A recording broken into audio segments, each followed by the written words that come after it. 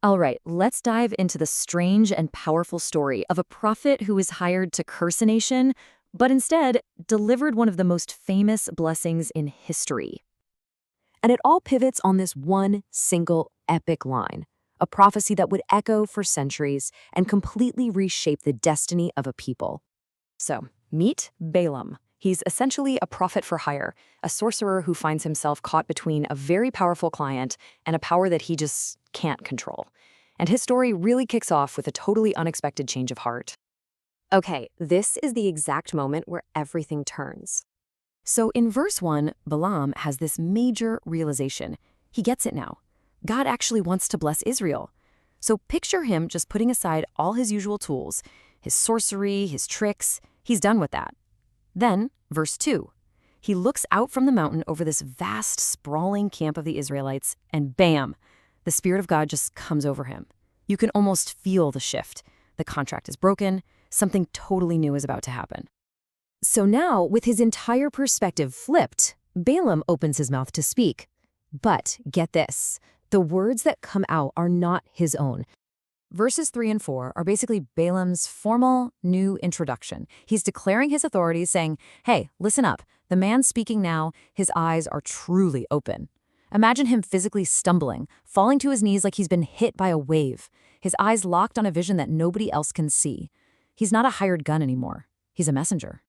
So in verses 5 and 6, the very first words out of his mouth are a blessing, not the curse he was paid to deliver. He paints this stunning picture comparing Israel to these lush, thriving gardens and strong, towering cedar trees. These are powerful symbols of divine favor, stability, and incredible strength. Verse 7 keeps going, talking about prosperity and power. First, picture this image of water bringing life and abundance. That's their future prosperity. Then, the prophecy declares that Israel's future king will be higher than Agag, a big-shot ruler at the time. This means their kingdom is destined to be supreme.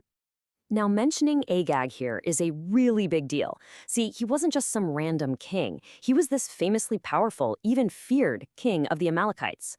So for Balaam to prophesy that Israel's king would be higher than Agag, that was a bold, in-your-face prediction of absolute dominance. Verse 8 gets really intense with its imagery. It uses a wild ox to describe Israel's strength, just raw, untamable, unstoppable power. The prophecy then says this strength will be used to completely consume their enemies. We're talking about a total and decisive victory here. And he wraps it all up in verse 9 with this incredible picture of a lion at rest. It's the perfect image of confident, untouchable power. And then comes the final reversal, the ultimate mic drop. Balaam says anyone who blesses Israel will be blessed, and anyone who curses them will be cursed. He has done the exact opposite of what he was hired to do. So, the man who paid for a curse, King Balak, just heard this beautiful, powerful blessing instead. And as you can probably imagine, he is furious. In verse 10, the whole mood just shatters. You can just picture King Balak's face turning red with rage. He strikes his hands together in fury, spitting out the words, I called you to curse my enemies, and look what you've done. You've blessed them 3 times. Verse 11 is just dripping with scorn.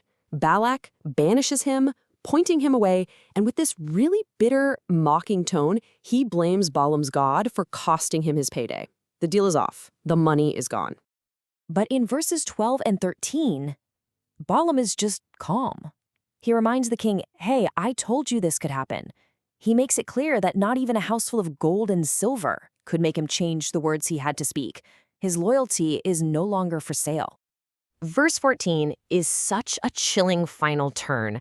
Balaam essentially says, all right, I'm leaving, but before I go, let me give you one last prophecy free of charge. It's a little warning about what Israel is going to do to your people one day. And that brings us to the final act. Balaam, no longer a sorcerer for hire, but now a true prophet, delivers his most stunning and far-reaching vision of all. Now notice, in verses 15 and 16, the introduction is the same as before, but this time it just hits different. It feels earned. The title, The Man Whose Eyes Are Opened, isn't just a claim anymore. We've actually seen it happen. This is a declaration of his new, undeniable authority. Verse 17 is the absolute climax of this whole chapter. Balaam is looking deep into the future. He says a star will come from Jacob, a scepter, that symbol of kingship, will rise from Israel, and it will strike down the enemies of Israel, specifically Moab, King Balak's own kingdom. And verses 18 and 19 just continue this vision of total victory. Neighboring lands like Edom will be conquered, and the focus narrows to a single, dominant future leader from Jacob who will secure this complete dominion. What comes next is like a rapid-fire montage of prophecies against other nations. For Amalek, once at the top, their future is dust. For the Kenites in their secure stronghold, it's going to be destroyed. And finally, he sees ships coming from the west to conquer great empires. It's just one downfall after another.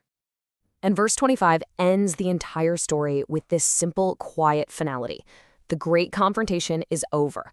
You can just picture the furious king and the transformed prophet turning their backs on each other and walking away in opposite directions.